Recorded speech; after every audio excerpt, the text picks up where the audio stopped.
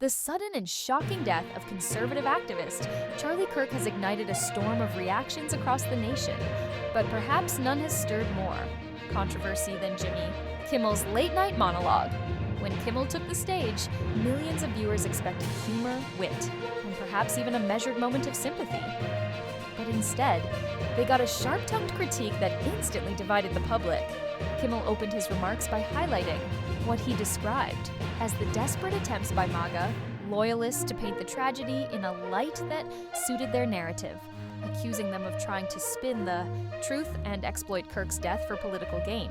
But it was his pointed criticism of Donald Trump's response that sent shockwaves through the airwaves.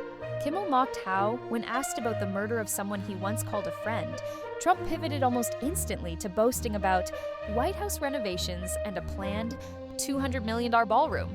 With biting sarcasm, Kimmel quipped that this was not how an adult grieves the murder of a friend. This is how a 4-year-old mourns a goldfish. The audience laughed nervously, torn between the sting of the truth and the sting of insensitivity.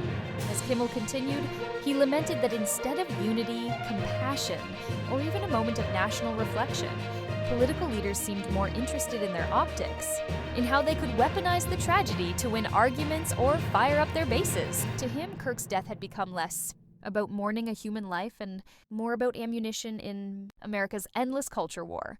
His commentary might have been framed as satire, but it cut into very real wounds, wounds of division, distrust, and the constant circus of politics. But the fallout was unlike anything Kimmel had faced in his decades-long career.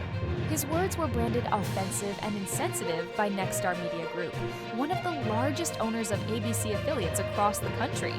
Within days, stations began pulling Jimmy Kimmel live, off the air, an unprecedented move that transformed his monologue from a late-night jab into a national scandal. Supporters of Kimmel rushed to defend him, arguing that comedy has always served as a mirror to power, exposing hypocrisy through uncomfortable truths. Critics, however, saw his remarks as cruel, mocking grief, and deeply disrespectful at a time when families and communities were in mourning. What began as a 10-minute, late-night segment has since escalated into a cultural flashpoint. Was Jimmy Kimmel wielding satire as it was always intended, to hold the powerful accountable, even in their weakest moments? Or did he cross a sacred line, making light of death and grief in a way that comedy should never dare? As the debate rages on, one thing is certain: his monologue has become more than just a joke.